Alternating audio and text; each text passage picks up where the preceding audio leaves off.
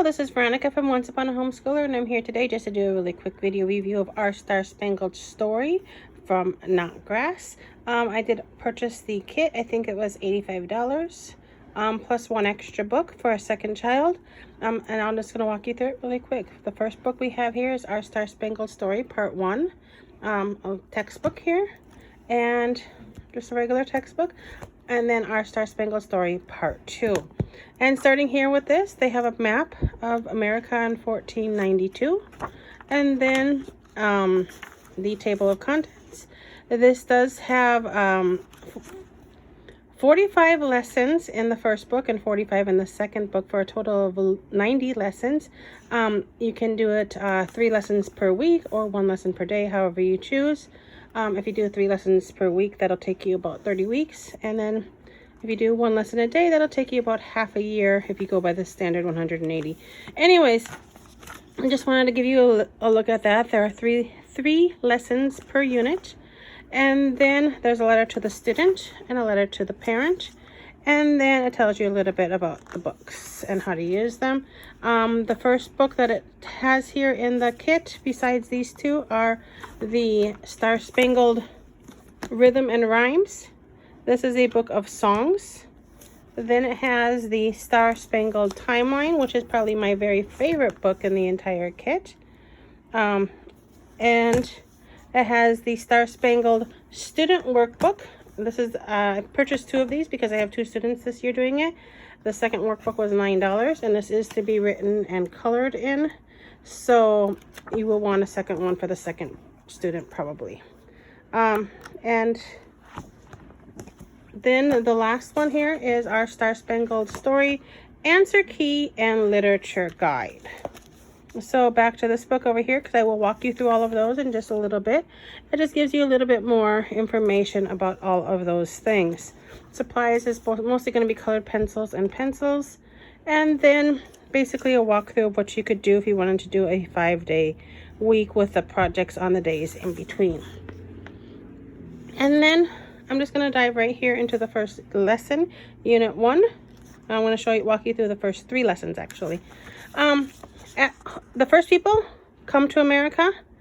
It's going to tell you a little bit about Adam and Eve, the Great Flood, the Tower of Babel, from Babel to America. And then it does talk a little bit about how they might have came by the land bridge. They might have come by the land bridge, or they might have come across by canoe, boat, different ideas.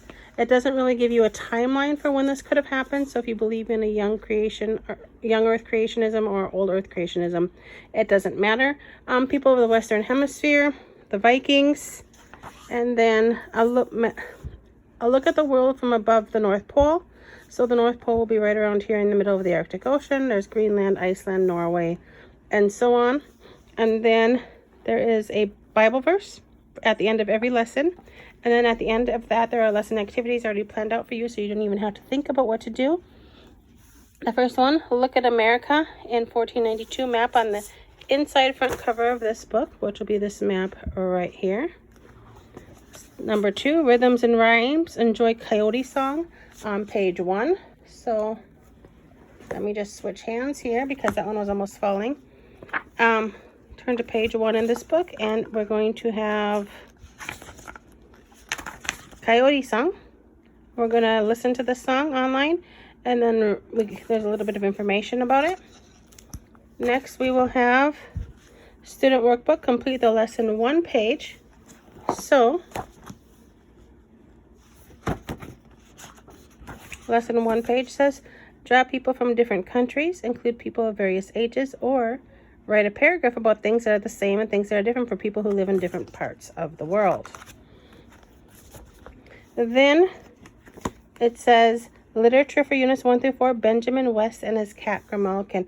It doesn't tell you how much to read, and I haven't read it in years. And like I said, I forgot to order it ahead of time because I have this cold.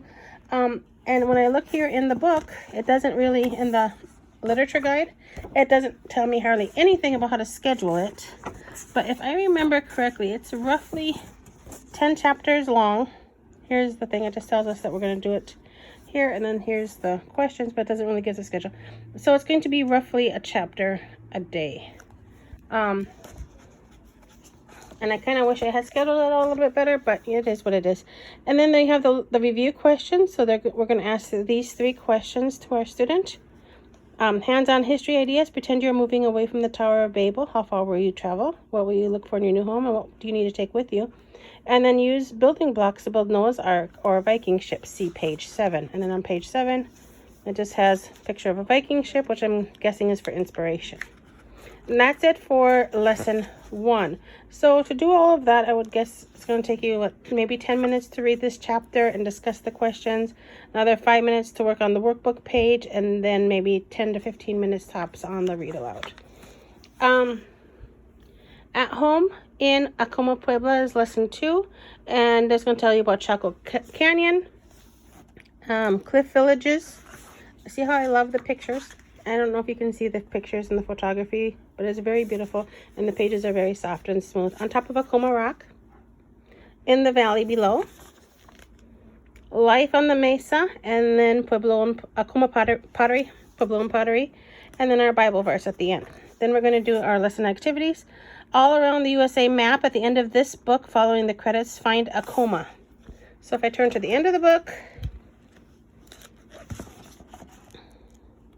I probably should have bookmarked this ahead of time, but following the credits, sorry, not before the credits.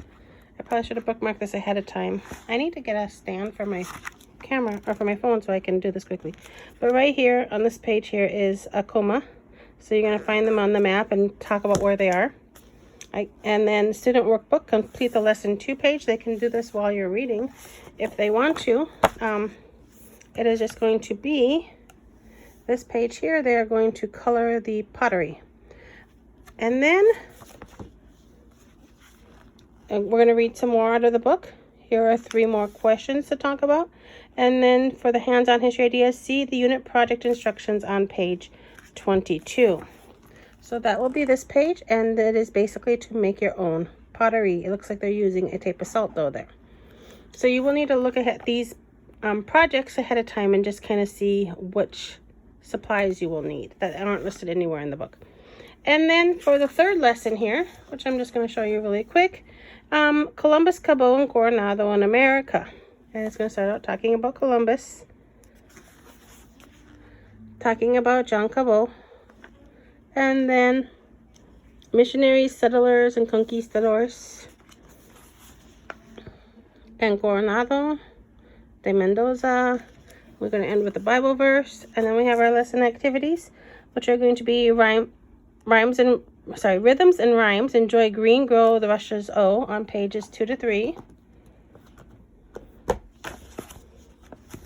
So I'm going to open this book to pages 2 to 3, and it will give me the lyrics to a song.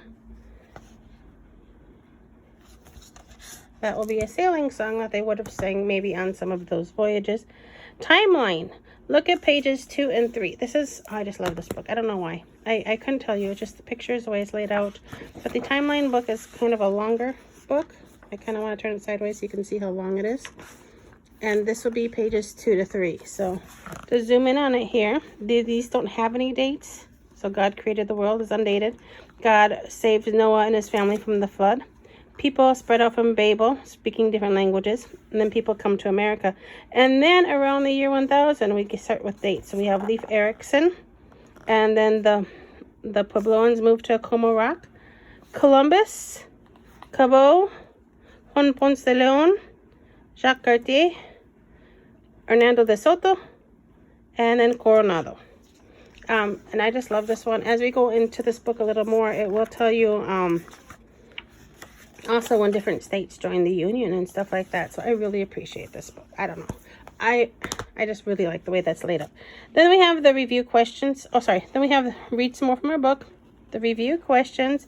The unit review in the student workbook. So let me grab that out here because I buried it under a few other things. So lesson 3 is going to be a unit review. And we are going to be drawing an arrow from the continent to the place on the map. And then which continent did Columbus, Cabot, and Coronado sail from to explore the Americas? So that's going to be it for that unit review. And then the next pages, we're just going to start on lesson 4 or 5. And then every third one, we have a unit review. Then hands-on history ideas. Pretend you're an explorer leading an expedition to the New World. You might want to start by loading supplies onto your ship, which could be a couch or bed, and then use the building blocks to create the imaginary 7 cities of gold. So that's it for that. You'll get into Unit 2 next. And so I would imagine it would take you probably about 20 minutes a day to do this book. So if you have any questions, let me know. Otherwise, thank you and have a blessed day.